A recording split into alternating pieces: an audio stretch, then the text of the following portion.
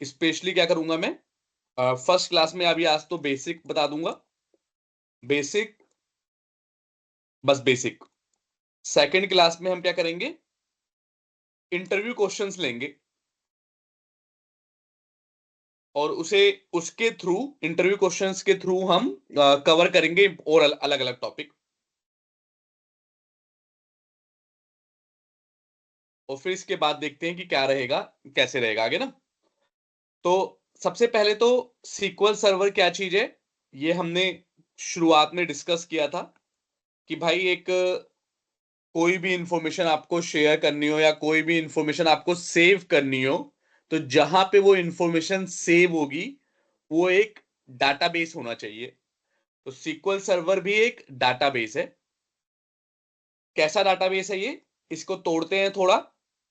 सबसे पहले तो सीक्वल, सीक्वल क्या है, स्ट्रक्चर्ड क्वेरी लैंग्वेज।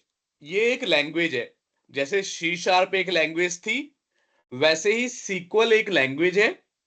और ये बहुत सारी टेक्नोलॉजीज में यूज होती है, जैसे सीक्वल सर्वर हो गया, माई सीक्वल हो गया, पीएल सीक्वल हो गया। मतलब बहुत सारी अलग अलग डाटाबेस की जो टेक्नोलॉजी है वो सीक्वल क्वेरी को यूज करते हैं, स्पेशली जो रिलेशनल डाटाबेस होते हैं। रिलेशनल डाटाबेस क्या होते हैं बताऊंगा अभी, लेकिन ये समझ लो बहुत से रिलेशनल डाटाबेस सीक्वल क्वेरी को ही यूज करते हैं। तो इतना हम समझ गए कि सीक्वल सर्वर क्या है भाई, डाटाबेस होगा जहां पे हम डाटा को सेव करेंगे, और कौन सी लैंग्वेज यूज करेगा, सीक्वल लैंग्वेज को यूज करेगा।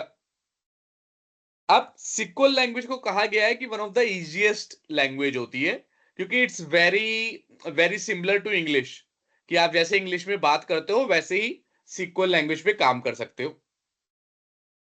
हम जो पढ़ रहे हैं वो सीक्वल सर्वर डाटाबेस पढ़ रहे हैं। आपको सबसे पहले क्या करना है, ऑल्दो आप दोनों ने ही इंस्टॉल कर रखा है सीक्वल सर्वर, लेकिन फिर भी मैं एक बार बता देता हूं। सबसे पहले तो सीक्वल सर्वर आप डाउनलोड पे क्लिक करो, पहला माइक्रोसॉफ्ट का लिंक आ जाएगा, माइक्रोसॉफ्ट पे जाना है और इंस्टॉल कर लेना है। कौन सा वाला करना है, एज्योर वाला नहीं करना, एट द एज वाला भी नहीं करना, ये ऑन प्रीमिसेस वाला करना है। ऑन प्रीमिसेस का मतलब क्या होता है कि भाई आपके खुद के लैपटॉप पे एक सर्वर इंस्टॉल कर देगा ये, तो आप जो भी काम करोगे वो खुद के लैपटॉप पे सारा काम सेव हो जाएगा, इसीलिए इसे ऑन प्रीमिसेस बोलते हैं। तो आपका लैपटॉप ही एक डाटाबेस का सर्वर बन जाएगा। अभी दिखाऊंगा कैसे। ये डाउनलोड कर दिया, इसके बाद एक और चीज की जरूरत पड़ेगी, जैसे सी शार्प को इस्तेमाल करने के लिए हमने विजुअल स्टूडियो लिया था, क्योंकि विजुअल स्टूडियो के ऊपर सी शार्प का कोड लिखते थे। वैसे ही सिक्वल सर्वर डाटाबेस के लिए एसएसएमएस, इसे बोलते हैं SQL server management studio. Click करोगे, पहला लिंक जो भी आएगा उस पर क्लिक करना है। इस पे यहां से डाउनलोड नहीं करना, ये तो सिक्वल सर्वर को डाउनलोड कर लेगा। नीचे आना है, यहां पे डाउनलोड एसएसएमएस आ रहा है, इस पे क्लिक करना है और ये डाउनलोड कर लेना है। तो ये क्या करेगा, जैसा विजुअल स्टूडियो होता है सी शार्प और दूसरी लैंग्वेज का कोड लिखने के लिए, वैसे ही सीक्वल का कोड लिखने के लिए एसएसएमएस होता है। क्लियर है इतना? Yes sir. ठीक है। अब कर लिया, उसके बाद यहां पे आपको एसएसएमएस टाइप करोगे तो आपकी एप्लीकेशन खुलेगी। उस जब तक खुल रही है उससे पहले एक चीज क्या बता दूं मैं आपको, कि जैसे ही आप जब ये सर्वर डाउनलोड कर लेते हो तो एक विंडो सर्विसेज में आप जाके देखोगे तो ये वाली सर्विस, विंडो सर्विसेज कैसे खोलते हैं, सर्विसेज पे क्लिक करते हैं और एंटर मार देते हैं ये सर्विसेज। इसमें जो सिस्टम की, आपके लैपटॉप को चलाने के लिए जो सर्विसेज की जरूरत पड़ती है, बहुत सारी चीजों की जरूरत पड़ती है, वो सारी सर्विस यहां पे आपको मिल जाती है। ये बैकग्राउंड में रन होती हैं, आपको दिखाई नहीं देती, पर ये बैकग्राउंड में रन होती हैं। तो जब आप सीक्वल सर्वर इंस्टॉल करोगे तो ये दो सर्विस इंस्टॉल हो जाएगी, एक तो सीक्वल सर्वर एजेंट और सीक्वल सर्वर, ये वाला मेन इंपॉर्टेंट है सीक्वल सर्वर वाला। जब तक ये चालू है इसे हमेशा रनिंग मोड में होना चाहिए, तभी आप कनेक्ट कर पाओगे, अदरवाइज कनेक्ट नहीं कर पाओगे। अभी ये रनिंग मोड में है, इसीलिए देखो हम कनेक्ट करेंगे। कैसे कनेक्ट करेंगे? SSMS खुल गया, यहां पे वो सर्वर का नाम मांगता है। सर्वर का नाम क्या होता है? या तो आप अपने कंप्यूटर का आईपी एड्रेस दे दो, या फिर अगर आपका सीक्वल सर्वर आपके कंप्यूटर पे नहीं है, किसी दूसरे सर्वर पे इंस्टॉल हो रखा है, तो उस सर्वर का आईपी एड्रेस या फिर होस्ट नेम, उस कंप्यूटर का नाम या फिर आईपी एड्रेस। अब सर्वर का टाइप आता है ऊपर कि भाई किस तरह का ये सर्वर है। डाटाबेस इंजन क्या होता है? जो एक्चुअल में डाटाबेस हम जिसको काम करते हैं उसे डाटाबेस इंजन कहते हैं। ऐसे ही अलग अलग तरीके के सर्वर होते हैं। जैसे एनालिसिस सर्विसेज होती है कुछ डिफरेंट काम के लिए, बेसिकली जब आप एनालाइज वगैरह करते हैं। वैसे ही रिपोर्टिंग सर्विस होती है। SSRS वगैरह का नाम सुना होगा आपने, कि ये आपको कंपनी में कोई रिपोर्ट बना के देनी है, तो ये रिपोर्टिंग सर्विस यूज होती है। ऐसे अलग अलग सर्विसेज हैं। SSIS के लिए अलग है, लेकिन अभी आपको हमें बाकी चीजों के बारे में नहीं जानना। वो एक अलग ही डिपार्टमेंट है जो इसका काम करेंगे। उन्हें आप SSRS के लिए अलग पोजीशन होती है, और बेसिकली डाटाबेस एडमिनिस्ट्रेटर की अलग पोजीशन होती है। वो अलग लोग काम करेंगे। आपका काम डाटाबेस इंजन पे रहेगा most of the time as a developer. फिर आप सर्वर का नाम दोगे और ऑथेंटिकेशन सेलेक्ट करोगे। ऑथेंटिकेशन बहुत सारे तरीके के होते हैं, लेकिन मेनली आपको ये दो याद रखना है। एक तो विंडो ऑथेंटिकेशन, जब आप सीक्वल सर्वर इंस्टॉल करते हो तो नेक्स्ट नेक्स्ट नेक्स्ट नेक्स्ट करोगे, तो बाय डिफॉल्ट वो विंडो ऑथेंटिकेशन ले लेता है। विंडो ऑथेंटिकेशन का मतलब, जो कोई भी मेरे लैपटॉप को लॉग इन कर पाएगा वो मेरा सर्वर एक्सेस कर पाएगा। जो कोई भी लैपटॉप को लॉगिन कर पाएगा वो सर्वर एक्सेस कर पाएगा। कोई यूजर नेम और पासवर्ड की जरूरत नहीं है। लेकिन आप चाहो तो यूजर नेम और पासवर्ड भी सेट कर सकते हो। उसके लिए आपको सीक्वल सर्वर ऑथेंटिकेशन सेलेक्ट करना पड़ेगा, और यहां पे आपको अपना यूजर नेम और पासवर्ड डालना पड़ेगा। बाय डिफॉल्ट अभी हमने नहीं सेलेक्ट किया, तो हम विंडो ऑथेंटिकेशन करेंगे और सर्वर में लोकल होस्ट डाल देंगे। लोकल होस्ट का मतलब है मेरा खुद की मशीन। लोकल होस्ट का मतलब होता है मेरी खुद की मशीन। चाहूं तो मैं अपनी आईपी एड्रेस भी डाल दूं। कैसे फाइंड आउट करते हैं आईपी एड्रेस? आईपी कॉन्फिग लिखोगे तो ये आईपी एड्रेस आ जाएगा आपका। तो चाहूं तो मैं ये आईपी एड्रेस ये वाला भी डाल सकता हूं तो भी चल जाएगा। लेकिन आसान क्या होता है, लोकल होस्ट डाल दो, मतलब आपके खुद के ही सर्वर पे आप बता रहे हो, तो भी वो कनेक्ट हो जाएगा। फिर आपको क्या करना है? कनेक्ट पे क्लिक कर देना है।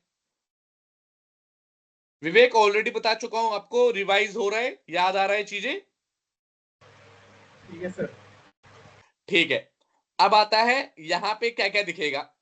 जैसे विजुअल स्टूडियो में सर्वर एक्सप्लोर सॉल्यूशन एक्सप्लोरर था, जहां पे आपको सारी चीजें दिख जाती थी, कौन सी फाइल है, कौन सा प्रोजेक्ट है, कौन सा सॉल्यूशन है।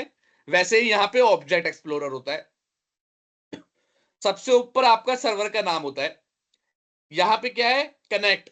अगर आपको कोई और सर्वर कनेक्ट करना है तो उसे भी कनेक्ट कर सकते हो। एक साथ मल्टीपल सर्वर ओपन हो सकते हैं। यहां से क्या होगा? डिस्कनेक्ट। ये देखो, कनेक्ट से अब डिस्कनेक्ट हो गया। अब आपको दोबारा कनेक्ट करना पड़ेगा डाटाबेस इंजन, और फिर वही वाली स्क्रीन आ जाएगी, दोबारा से कनेक्ट करो क्योंकि हमने डिस्कनेक्ट कर दिया था। अब एक और बात बता रहा हूं, सर्विसेज, अगर कहीं गलती से वाली सर्विसेज स्टॉप कर दिया आपने, आप कनेक्ट करने की कोशिश करोगे तो वो एरर देगा। देखना, अभी थोड़ी देर कोशिश करेगा, उसके बाद बोलेगा भाई सर्वर तो है ही नहीं तुम्हारा, तुम्हारी तो जो सर्वर चलाने के लिए जो सर्विस काम करती है वो काम ही नहीं कर रही। अभी बोलेगा यही बात बोलेगा। अभी वो कोशिश कर रहा है बिहाइंड द सीन कि कनेक्ट करूं कनेक्ट करूं कनेक्ट करूं, बट जब उसे नहीं मिलेगा तो कनेक्शन की एरर दे देगा।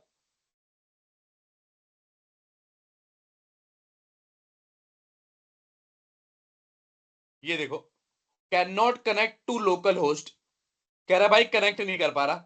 तो कभी भी ऐसी एरर आए तो समझ जाओ, सबसे पहले आप सर्विसेज पे जाओ और अपनी सीक्वल सर्विस की सर्विस को स्टार्ट कर रखना। स्टार्ट रहेगा तभी चलेगा, अदरवाइज नहीं चलेगा। आप कनेक्ट पे क्लिक करेंगे तो कनेक्ट हो जाएगा। यहां पे क्या क्या चीजें हैं? धीरे धीरे बताता रहूंगा। फिलहाल के लिए समझो डाटाबेस, जो भी आपका डाटाबेस होगा इसके अंदर दिखेगा। देखो इतने सारे डाटाबेस बना रखे हैं मैंने अलग अलग बैच के लिए, तो जो भी डाटाबेस होगा इसके अंदर आपका दिखेगा। अगर आपने पहली बार खोला होगा तो कुछ नहीं दिखेगा, ठीक है। और सीक्वल सर्वर, ये कौन सा डाटाबेस है? सीक्वल सर्वर का डाटाबेस है। इसके बारे में दो बात याद रखनी है सीक्वल सर्वर डाटाबेस के बारे में, दो तीन बात बेसिकली। पहला तो क्या है, इट यूज सीक्वल क्वेरी, ये तो पता ही लग गया, लैंग्वेज एज इट्स लैंग्वेज। दूसरा, it's a relational database. Relational database क्या होता है कि भाई इस डाटाबेस के अंदर अलग अलग डाटा पड़ा होगा और आपस में ऐसा नहीं है कि वो यूनिक डाटा है। जैसे एक एम्प्लॉय की टेबल पड़ी होगी मान लो, एक डिपार्टमेंट की पड़ी होगी, और भी बहुत सारी पड़ी होंगी, बट ये दोनों टेबल आपस में रिलेटेड होंगी। हर एम्प्लॉय का कोई ना कोई डिपार्टमेंट होगा, तो टेबल्स आप में आपस में रिलेशन होगा उनका, इसीलिए इसे एक रिलेशनल डाटाबेस बोला गया है। आसान वर्डों में, कि जो डाटा पड़ा होगा वो आपस में एक दूसरे से रिलेटेड होगा। तीसरी क्या बात है सीक्वल सर्वर की, it uses table to table as a data structure to store the data. कि भाई ये जो डाटा स्टोर करेगा टेबल के स्ट्रक्चर में करेगा। टेबल क्या होता है, आप एक्सेल खोल के देखोगे, एक्सेल पे आप सबने काम किया होगा, तो ये टेबल फॉर्म में होता है। ये देखो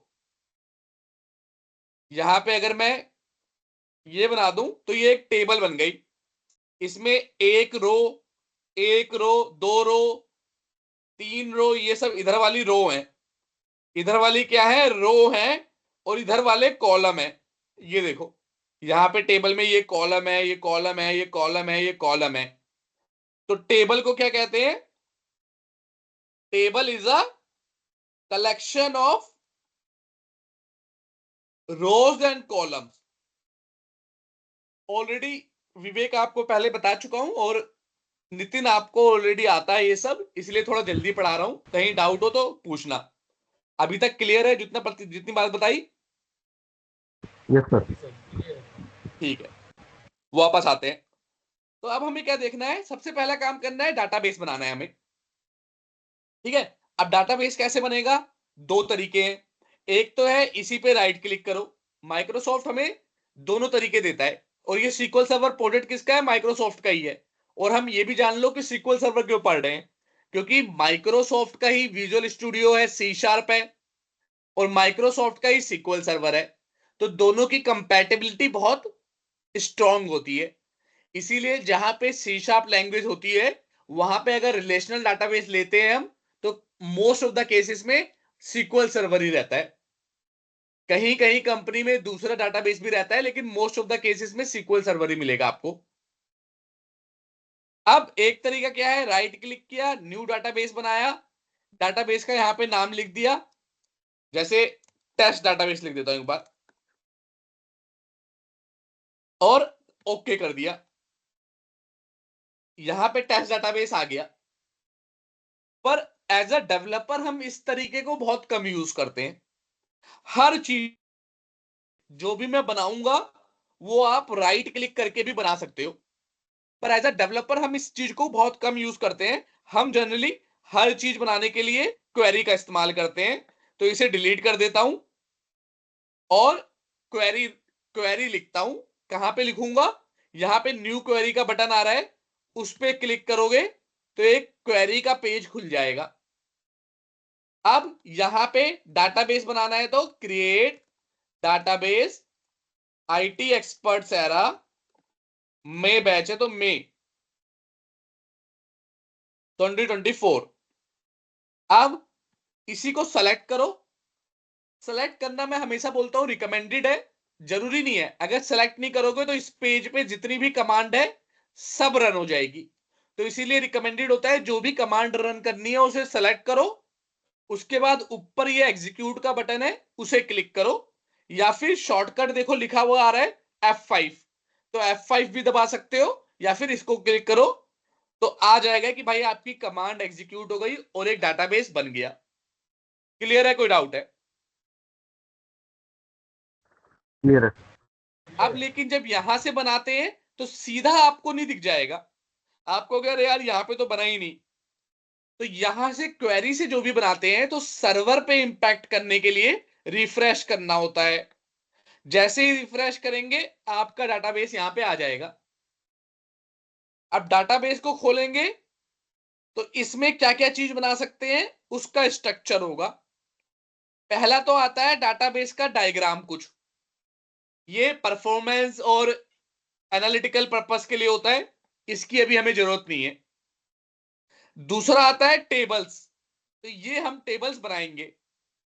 कुछ टेबल्स SQL सर्वर अपने लिए बना लेता है, ये SQL सर्वर की टेबल है, उसने अपने आप अपने लिए बनाई है, आपको इसमें टेंशन नहीं लेनी। आपको अपनी एक नई टेबल बनानी है। तो दोनों तरीका क्या है अभी नीचे का भी पढ़ेंगे एक एक करके, पहले एक एक करके आगे बढ़ते हैं। तरीका टेबल बनाने का क्या है, राइट क्लिक न्यू टेबल, यहां से भी बन जाएगा, लेकिन हम डेवलपर हैं तो हम यहां से बनाएंगे। देखो कितनी आसान लैंग्वेज है, जैसे इंग्लिश लिखते हैं क्रिएट डाटाबेस, डाटाबेस का नाम, वैसे ही ये क्रिएट टेबल, टेबल का नाम। और कोई भी डाटाबेस में कोई भी चीज बनाएंगे, चाहे स्टोर्ड प्रोसीजर बनाए, चाहे फंक्शन बनाए, चाहे टेबल बनाए, रिकमेंडेड होता है डीबीओ आगे लगा दो, डीबीओ डॉट। डीबीओ की फुल फॉर्म क्या है, डीबीओ की फुल फॉर्म होती है डाटाबेस ऑब्जेक्ट। तो इससे क्या होता है, थोड़ी सी परफॉर्मेंस इंप्रूव हो जाती है। तो इसीलिए आप डीबीओ लगाना एक रिकमेंडेड होता है कि आप लगाओगे तो ज्यादा बेटर है। हालांकि कोई बहुत ज्यादा डिफरेंस नहीं आता परफॉर्मेंस में, नहीं भी लगाओगे कुछ काम कोई दिक्कत नहीं आएगी, बट रिकमेंडेड है, right way of writing code है कि जो भी टेबल बनाओ या जो भी प्रोसीजर बनाओ या जो भी फंक्शन बनाओ, अगर वो डाटाबेस के अंदर कोई चीज बना रहे हो तो डीबीओ आगे लगा दो। अब उसका नाम दो, नाम क्या दे रहे हैं, एम्प्लॉय, फिर नॉर्मल ब्रैकेट ओपन क्लोज, और इसके अंदर जो भी कॉलम आप बनाओगे उन कॉलम के नाम, आईडी। अच्छा एक खास बात क्या है इसकी सीक्वल लैंग्वेज की, कि ये क्या है, केस इनसेंसिटिव है। यहां पे चौथा पॉइंट लिख देता हूं, SQL server is case insensitive, कि भाई चाहे क्रिएट को ऐसा लिखो चाहे छोटा लिखो एक ही बात है। लेकिन क्या बताओ, डॉट नेट केस इनसेंसिटिव है या केस सेंसिटिव है? नितिन आप बताओ। सेंसिटिव है sir. Correct, dot net case sensitive है। डॉट नेट में अगर आप क्रिएट ऐसे लिखते हो या फिर ऐसे लिखते हो तो ये दो अलग अलग बात है। अगर आप डॉट नेट में आपने इंट ए एक वेरिएबल लिया है और एक इंट ए, तो इन दोनों को अलग अलग मेमोरी मिलेगी, ये अलग अलग चीज है। लेकिन सीक्वल सर्वर में अलग अलग चीज नहीं है, दोनों एक ही चीज है, चाहे छोटा लिखूं या बड़ा लिखूं फर्क नहीं पड़ता। लेकिन जनरली आपकी कंपनी आपको बताती है नेमिंग कन्वेंशन। मैं जो नेमिंग कन्वेंशन यूज करता हूं वो पास्कल केसिंग कहते हैं इसे, कि पहला लेटर कैपिटल हर चीज का, और ये तो यहां पे कॉलम का नेम भी पहला लेटर कैपिटल बाकी छोटा, जैसे नॉर्मल इंग्लिश में यूज करते हैं। अब कॉलम का नाम, उसका टाइप, कॉलम का नाम, अच्छा ये एट द रेट नहीं आता यहाँ पे, वो प्रोसीजर में आता है। कॉलम का नाम, उसका टाइप, वैरकैर जो वहां पे स्ट्रिंग होता है, यहाँ पे वैरकैर या फिर एन वैरकैर, ये सब चीज होता है। पर वैरकैर फिलहाल सिंप्लिसिटी के लिए हम वैरकैर ले रहे हैं। वैरकैर का मतलब स्ट्रिंग, और यहाँ पे आपको बताना भी पड़ता है कि कितने कैरेक्टर डालोगे इस स्ट्रिंग में। तो मैं बता दे रहा हूं भाई, नाम, नाम कितना हो सकता है बड़ा से बड़ा, मैक्सिमम बड़ा नाम हो सकता है भाई 100 कैरेक्टर का, 100 से बड़ा नहीं हो सकता। लेकिन आपको कभी कंफ्यूजन हो कि भाई क्या क्या डालें, तो एक हमारी प्रोग्रामिंग में एक जनरल यूज करते हैं, नेम वेम के लिए हम 300 ले लेते हैं। हर कंपनी का अपना स्टैंडर्ड होता है, अलग भी हो सकता है, लेकिन जनरली नेम, कंपनी का नेम 300 ले लेते हैं कि 300 से ज्यादा कैरेक्टर का तो बहुत ही रेयर केस है कि किसी का नाम हो। खाली एक का हो सकता है, वो विवेक को पता है। विवेक किसका हो सकता है वो नाम? हाँ, धमाल। धमाल मूवी वाले का। तुमने देखी है movie Nitin, Dhamaal? Yes sir.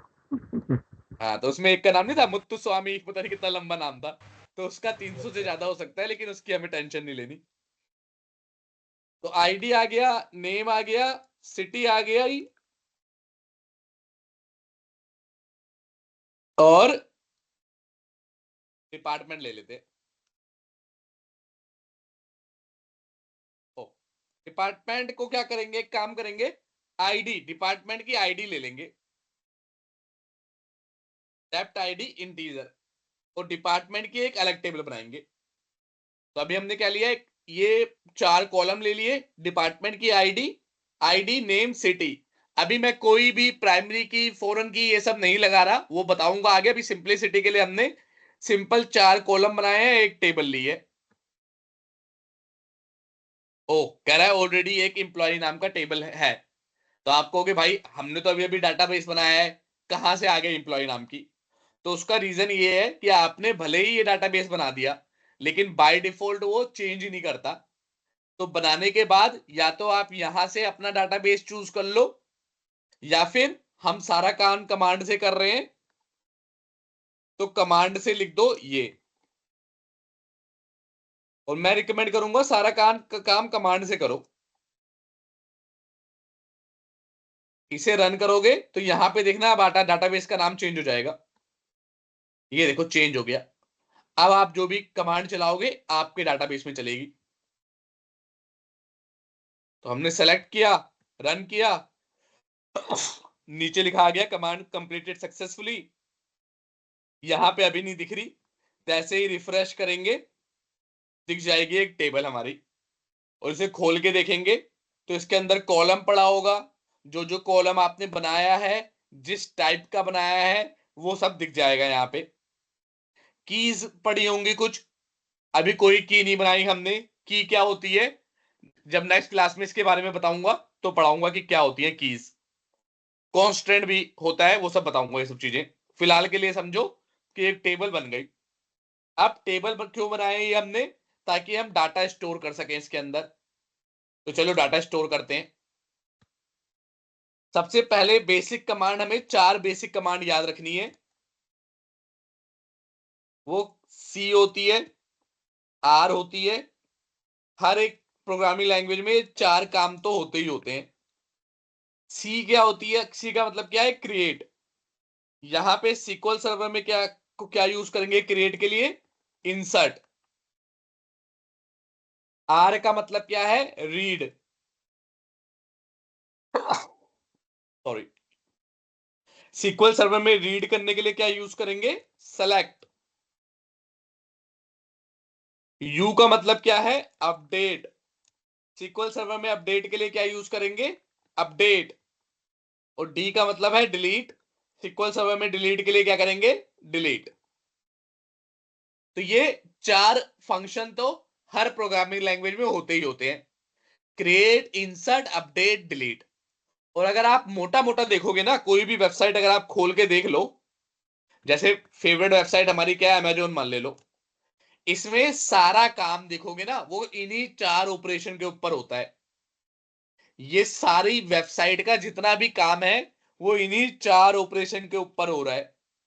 अभी ये जो डाटा आपको दिख रहा है कौन सी कमांड की वजह से दिख रहा है, सेलेक्ट की वजह से, क्योंकि सेलेक्ट करके ये सारा डाटा आपका आया है।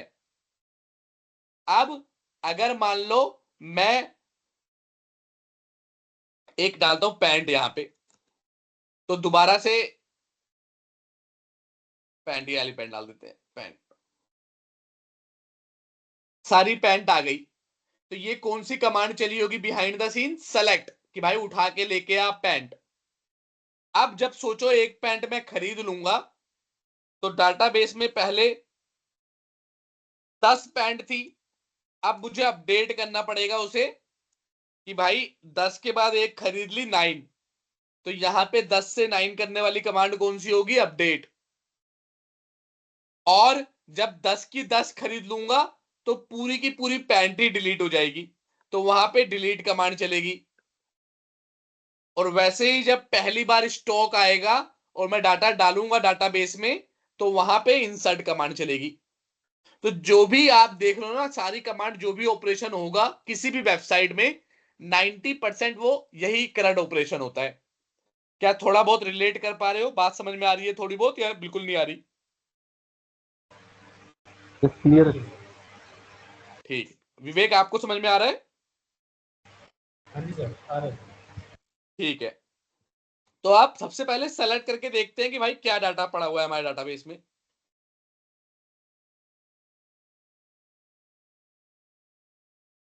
सेलेक्ट करेंगे, खाली डाटा आ गया, कुछ भी नहीं पड़ा हुआ। तो एक काम करते हैं, कुछ डाटा डाल देते हैं। कैसे डालते हैं डाटा के लिए? Insert into DBO dot employee, table का नाम, वैल्यूज, और सारी वैल्यू डाल दो।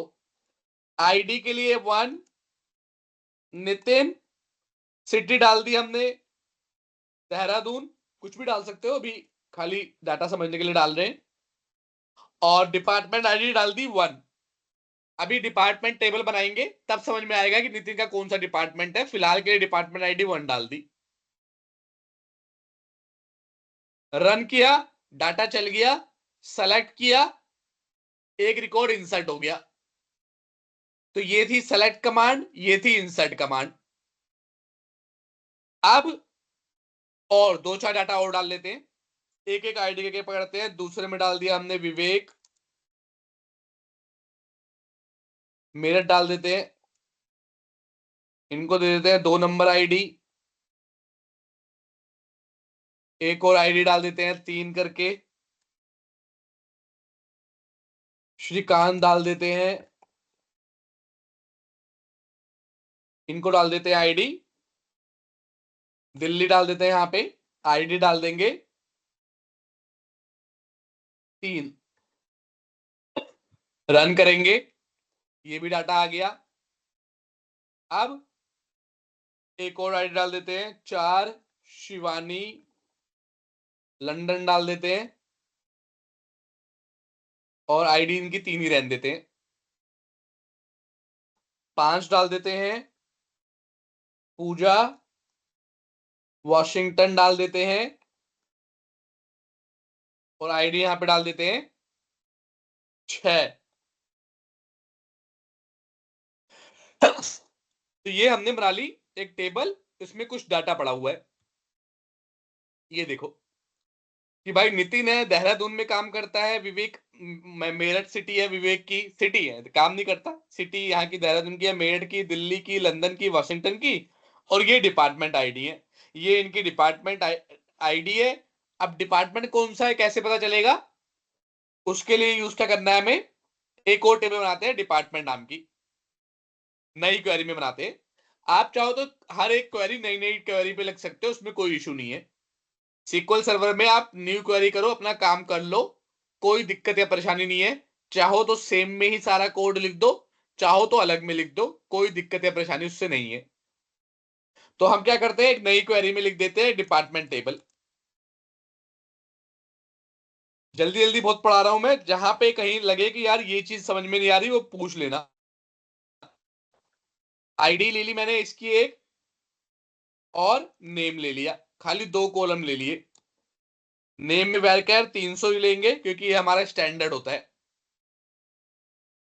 बन गया। अब यहां पे 2-4 डिपार्टमेंट डाल देते हैं।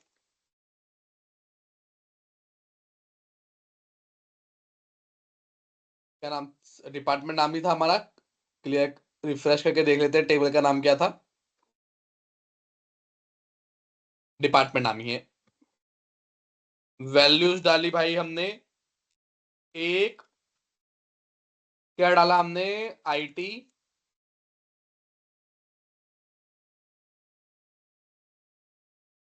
सेकंड, कॉपी पेस्ट कर लो, 4 डिपार्टमेंट डाल देते हैं। तो ओ एक अभी ये चलाना है, 1 2 3 4 IT, फाइनेंस, HR, ऑपरेशन, चारों को रन कर दिया, चारों डाटा आ गया। अब यहां पे क्या चलाएंगे, दोनों टेबल एक साथ चलाएंगे। इसका फायदा क्या होगा कि दोनों टेबल एक साथ यहाँ पे हम रिजल्ट देख लेंगे उसका, और क्या करने वाला हूं ये बताऊंगा आपको, क्यों बना रहा हूं ये सब चीजें। ये देखो, अब यहां से हम देख के बता सकते हैं। मैं कैसे कहता हूं कि ये सीक्वल सर्वर रिलेशनल टेबल है, क्योंकि भाई यहां से आप देख सकते हो डिपार्टमेंट आईडी दूसरी टेबल में पड़ी है।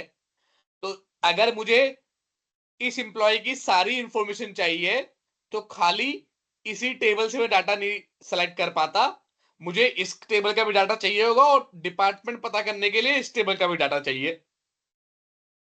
तो अब हम बता सकते हैं नितिन कहां से बिलोंग करता है, एक डिपार्टमेंट से, आईटी से।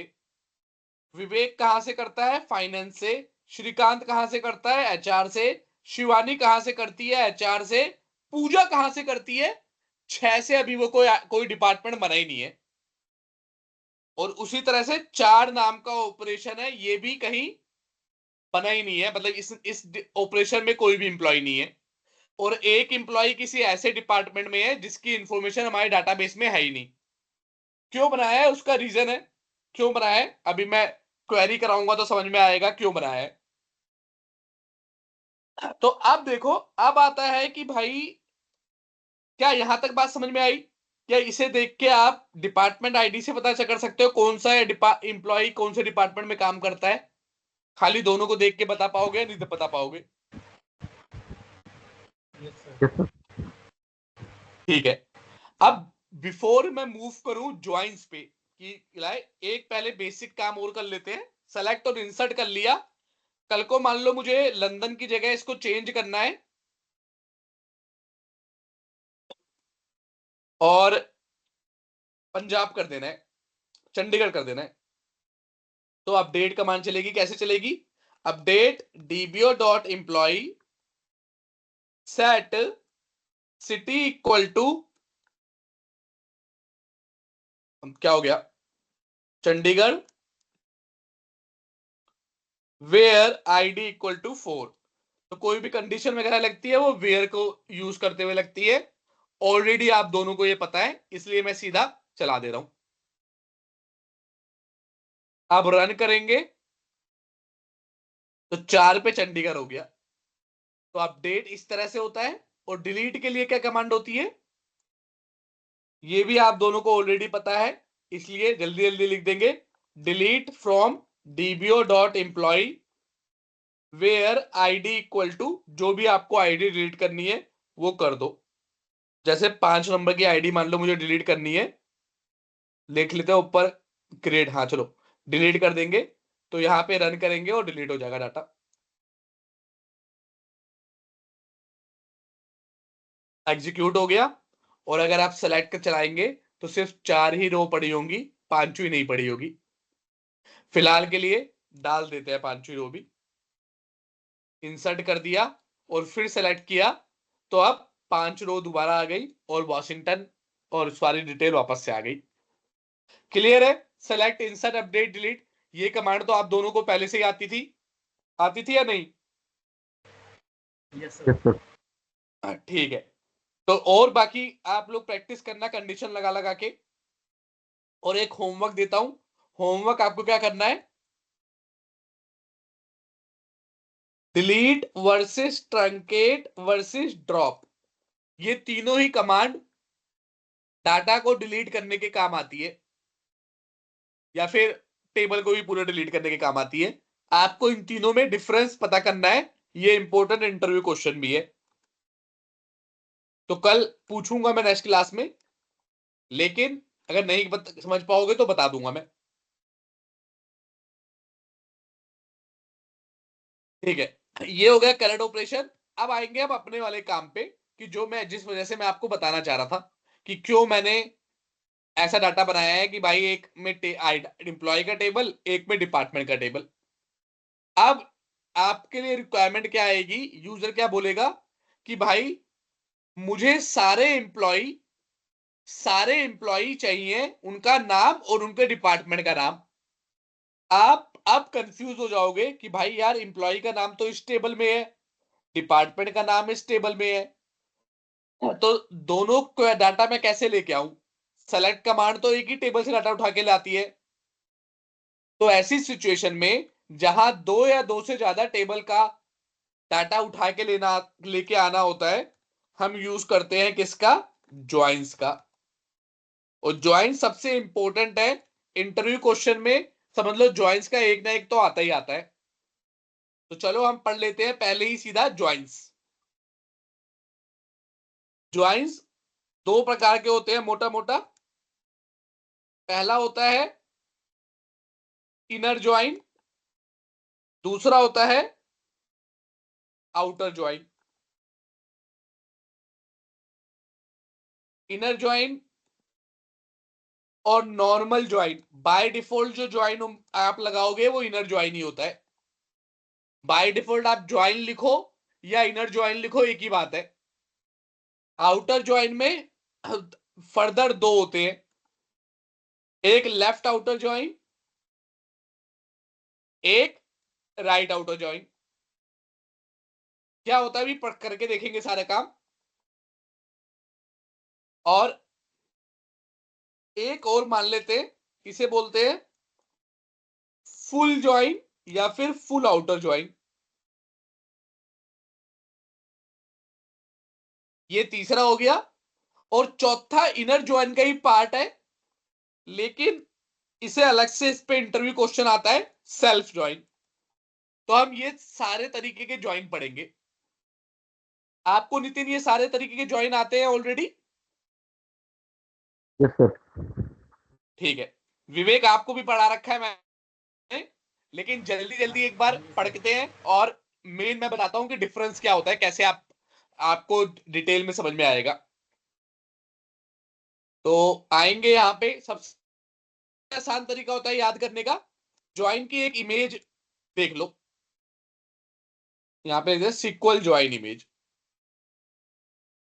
कोई सी भी उठा लो, मैं हमेशा ये ले लेता हूं, ये मुझे थोड़ी सही लगती है।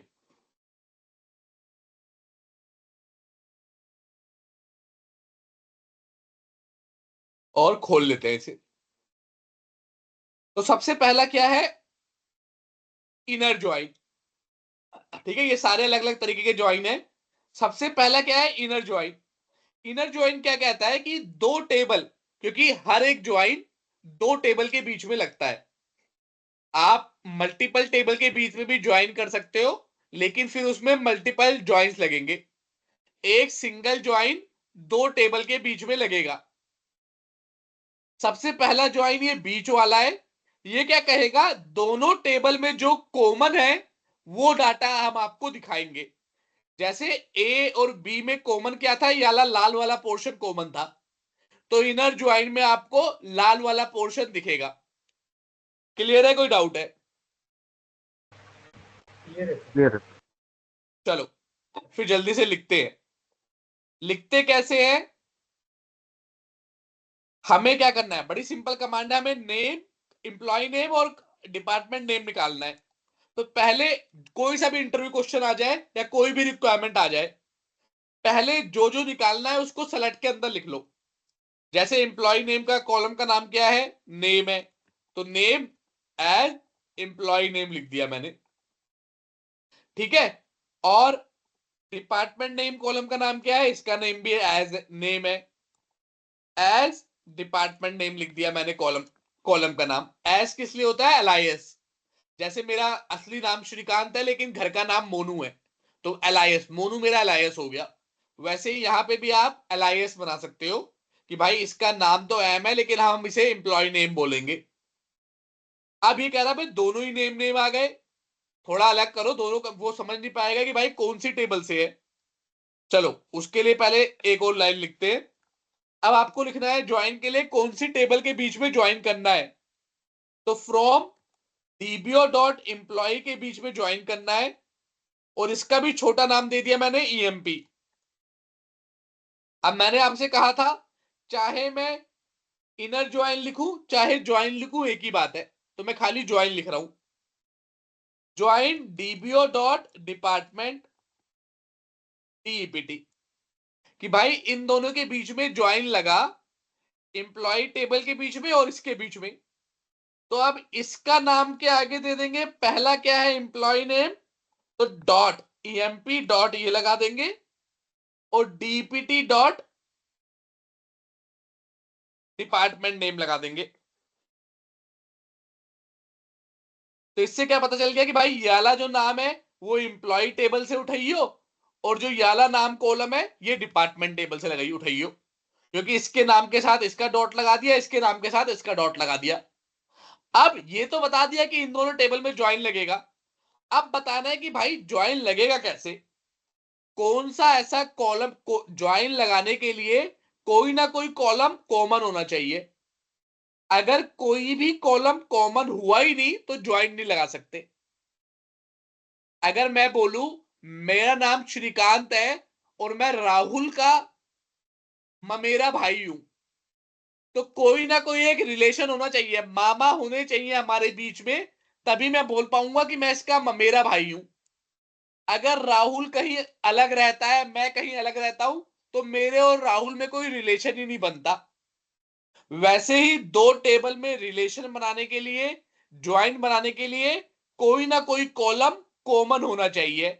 यहां पे ये वाला कॉलम और ये वाला कॉलम, आईडी वाला कॉलम कॉमन है, डिपार्टमेंट आईडी और आईडी वाला कॉलम कॉमन है, मतलब डिपार्टमेंट आईडी में वो डाटा पड़ा हुआ है जो डिपार्टमेंट टेबल की आईडी टेबल में पड़ा हुआ है। तो हम क्या लिखेंगे, ऑन कि कौन सी कॉलम पे ज्वाइन लगाना है, EMP dot DPT ID equal to department या फिर डीपीटी डॉट आईडी। क्लियर है, बन गई आपकी ज्वाइन टेबल कि भाई ईएमपी डॉट नेम निकालो, डीपीटी डॉट नेम निकालो फ्रॉम टेबल नेम, ज्वाइन करो डीबीओ एम्प्लॉय को और डिपार्टमेंट को। अब एक बात याद रखना, जैसे यहां पे ये ए लेफ्ट में है, ये राइट में है, तो यहां पे ज्वाइन के जो इस तरफ लेफ्ट वाली होगी इसे लेफ्ट टेबल बोलते हैं, इसे राइट टेबल बोलते हैं। इनर ज्वाइन में फर्क नहीं पड़ता, कोई सी भी लेफ्ट हो कोई सी भी राइट हो, आपको डाटा वही आएगा जो दोनों मैच करेंगे। डिपार्टमेंट आईडी जहां पे मैच करेंगे वही वाला डाटा आएगा। तो ये वाली डिपार्टमेंट आईडी मैच करेगी, डाटा आएगा, ये वाला डाटा भी आएगा, ये वाला भी आएगा, ये वाला भी आएगा, क्योंकि मैच कर रही है। पर ये मैच नहीं कर रही तो ये उठ के नहीं आएगा। वैसे ही ये आएगा, वैसे ही ये पहला वाला आएगा, दूसरा आएगा, तीसरा आएगा, लेकिन चौथे नंबर का डिपार्टमेंट कहीं पे मैच नहीं कर रहा, तो चौथा वाला कहीं पे नहीं आएगा। चेक करते हैं क्या यही हो रहा है, और इसे सबके साथ चलाते हैं, तीनों टेबल को साथ चलाएंगे।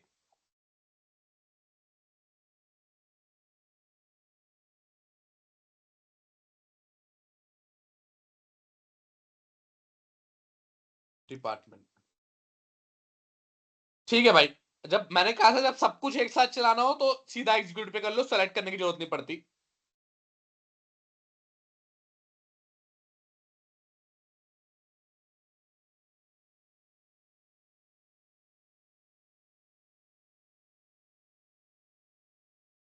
कोमा मिस हो गया था लग रहा है, हाँ कोमा मिस हो गया था, कॉलम के बीच में आपको कोमा देना होता है। अब देखो भाई, ये हो गया इनर ज्वाइन, इसने क्या किया, अरे कितनी सारी टेबल आ गई, लग रहा है कहीं और पे सेलेक्ट ऑल लिखा हुआ है, ये ऊपर भी लिखा हुआ था, इसे कमेंट कर देते हैं। अब रन करते हैं,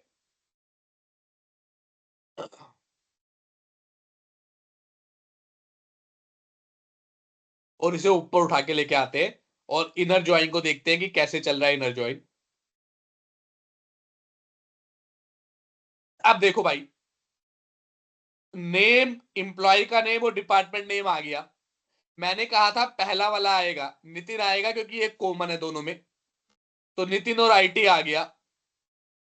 विवेक भी कॉमन है तो विवेक भी आ गया। श्रीकांत भी कॉमन है, 3 और 3 आईडी एग्जिस्ट करती है, श्रीकांत भी आ गया, शिवानी भी आ गई।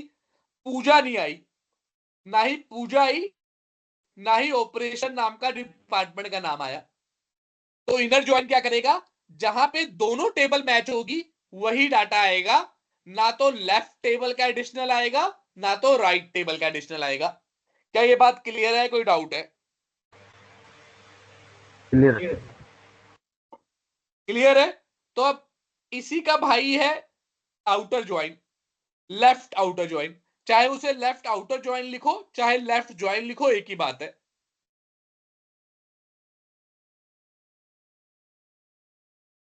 चाहे ये लिख दूं लेफ्ट आउटर ज्वाइन चाहे लेफ्ट ज्वाइन, तो मैं लेफ्ट ज्वाइन ही लिख रहा हूं।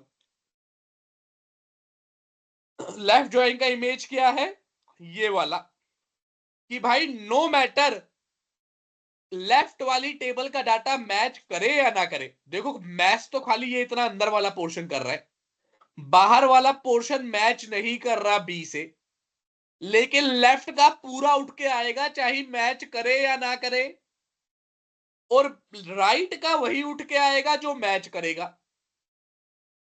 कहने का मतलब क्या है कि भाई अगर इन दोनों टेबल को हम देखें,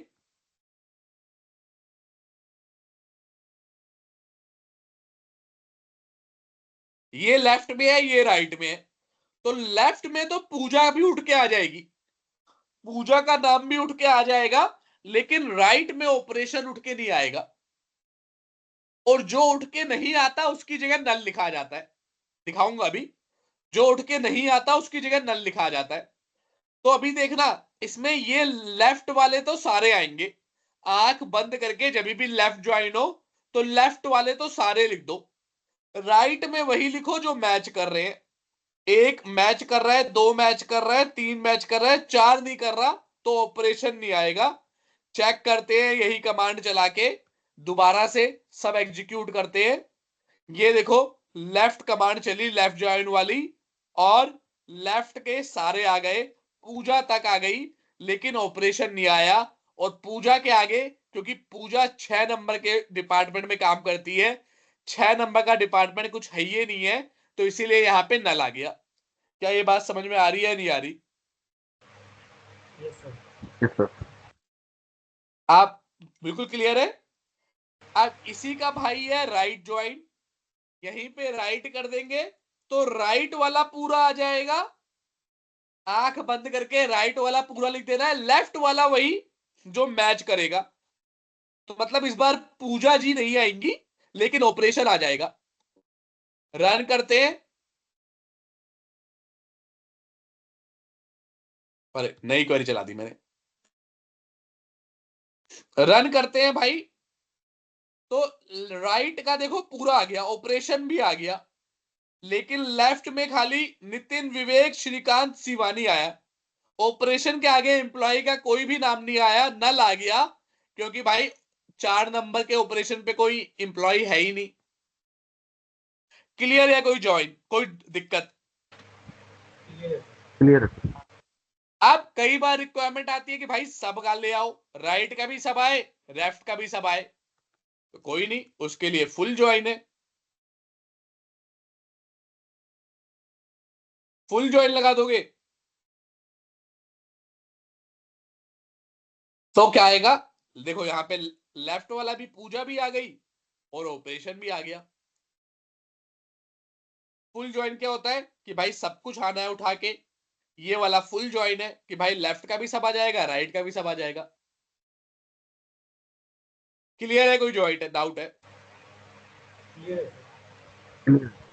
अब सेल्फ ज्वाइन क्या है, ये आपके लिए होमवर्क है, मैं कल कराऊंगा हालांकि, लेकिन बता रहा हूं कि सेल्फ ज्वाइन क्या होता है। अपनी ही टेबल से ज्वाइन लगाने को सेल्फ ज्वाइन कहते हैं, अपनी ही टेबल से ज्वाइन लगाने को सेल्फ ज्वाइन कहते हैं।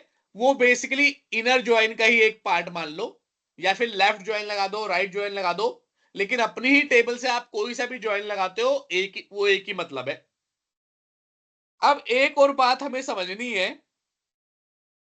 ज्वाइन में, वो ये समझना है, नितिन आप बताना क्योंकि विवेक को ऑलरेडी मैं पढ़ा चुका हूं।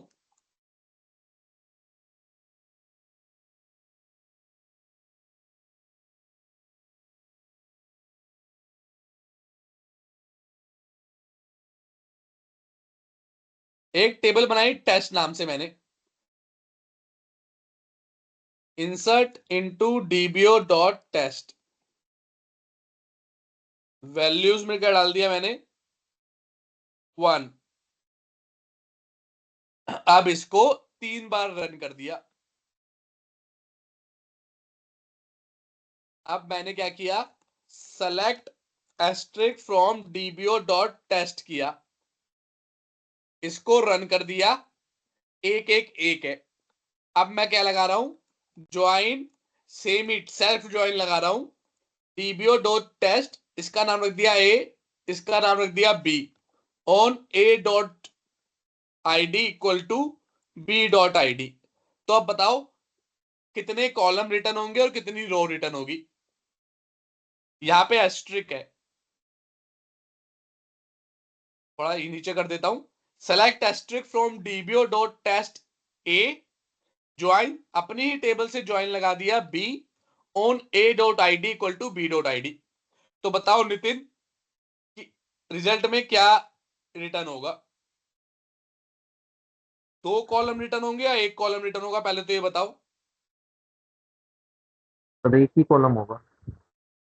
आप कह रहे हो ये 1 कॉलम होगा आईडी नाम का, आईडी नाम का, यस और सर। कितनी रो होंगी,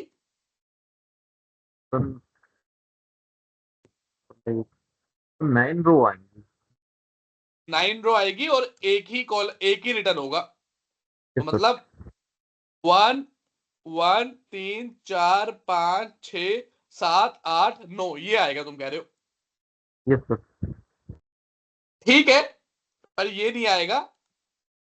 जब एस्ट्रिक का मतलब क्या होता है कि भाई दोनों टेबल से सारा डाटा ले आओ, इसका भी सारा डाटा लेके आ जाओ, इसका भी सारा डाटा लेके आ जाओ। अब एक ही टेबल है लेकिन 2 बार है, तो इसको क्या समझो, इसको समझो कि एक ही टेबल है लेकिन अपने आप से ही ज्वाइन लगाना है, लेकिन 2 है, तो इसके अंदर भी एक आईडी कॉलम है, इसके अंदर भी एक आईडी कॉलम है, तो 2 कॉलम रिटर्न होंगे और 9 रो रिटर्न होगी, ये सही है। 2 कॉलम रिटर्न हुए और 9 रिटर्न हुई। तो इसमें समझाने की बात यह है कि अगर कोई डुप्लीकेट डाटा आता है तो जितनी बार मैच करेगा उतनी बार रिटर्न होता है। कहने का मतलब यह है,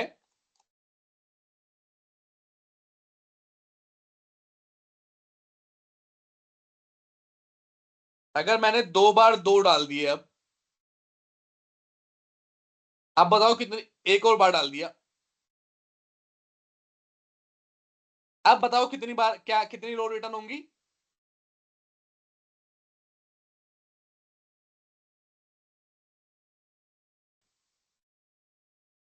नितिन आपको बताना है। 15 रो होंगी सर। 13 राइट, नहीं 15। 15। 15 होंगी। Yes sir. पर 3 तिहाई 9 इससे हो जाएंगी और 2 दूनी 4 इससे होंगी, 13 होगी ना। हाँ 13। Yes sir. ठीक है, ठीक है, 13 होगी, मतलब तुम समझ गए हो कंसेप्ट। कंसेप्ट क्या है कि भाई अगर आईडी और टेबल मान लो डिपार्टमेंट आईडी है, यहां पे अगर एक, तो ये कैसे ज्वाइन कैसे काम करता है, ये एक बार हर कॉलम को बार बार कंपेयर करता है। इसको पहले इससे कंपेयर करेगा, फिर इसको इससे कंपेयर करेगा, फिर इसको। अगर यहां पे एक और 1 होगा तो पहले इसको इससे कंपेयर करेगा, तो 1 और 1 टाइप रिटर्न कर देगा, फिर इसको 2 से कंपेयर करेगा, कुछ नहीं आएगा, इसको 3 से कंपेयर करेगा, कुछ नहीं आएगा, इसको फिर से कंपेयर करेगा तो फिर से लिख देगा 1 1। तो ज्वाइन का कंपैरिजन इस तरीके से होता है, हर रो का हर रो के साथ होता है। ऐसा नहीं होता कि अगर 5 रो है, यहाँ पे 5 है तो एक ही से कंपेयर होगा। जितनी रो है उनके साथ सबके साथ कंपैरिजन होगा और फिर रिजल्ट रिटर्न होता है। क्या ये बात समझ में आ रही है, नहीं आ रही? Yes sir. ठीक है, Yes, sir. तो बस इतना ही ज्वाइन है। अगर ये मेन कंसेप्ट इसका यही है समझना, इंटरव्यू में अगर क्वेश्चन पूछेंगे तो इसी तरह से पूछेंगे कि 2-3 डुप्लीकेट दे देंगे, यहाँ पे डुप्लीकेट दे देंगे, कहेंगे आप कंपैरिजन करके बताओ कितना रिजल्ट रिटर्न होगा। तो आपको ध्यान रखना है, अपनी टेबल से होगा तब तो चाहे राइट लगाओ, चाहे लेफ्ट लगाओ, चाहे इनर ज्वाइन लगाओ, सेम देगा रिजल्ट। देखो यही राइट नॉर्मल ज्वाइन लगाया है, यही लेफ्ट ज्वाइन लगाऊंगा तो भी सेम ही देगा। ये देखो सेम ही रिजल्ट आया। और यही राइट ज्वाइन लगाऊंगा या फुल ज्वाइन लगाऊंगा, कोई सा भी ज्वाइन लगा लूं, अगर अपनी टेबल से ज्वाइन लगाया है तो सेम ही रिजल्ट आएगा हर ज्वाइन में। क्या ये बात क्लियर है? Yes sir. Yes, sir. ठीक है, फिर आज के लिए इतना ही। कल से थोड़ा एडवांस करेंगे हम। क्वेरीज कुछ मैं अलग अलग क्वेरीज लेके आऊंगा और उस पर काम करेंगे कि कैसे इंटरव्यू में अलग अलग क्वेरी आती है, ग्रुप बाय की कैसे क्वेरी आती है, कैसे 2-3 टेबल होती है उनमें से कैसे डाटा निकाल के लेके आना होता है, कैसे दिमाग लगाना होता है, वो काम करेंगे। क्योंकि बेसिक आप दोनों को ही आता है तो बेसिक बार बार मैं बताऊं वो फायदा है नहीं। क्लियर है? Yes, sir. Yes sir. चलो मिलते हैं नेक्स्ट क्लास में फिर, तब तक के लिए बाय बाय।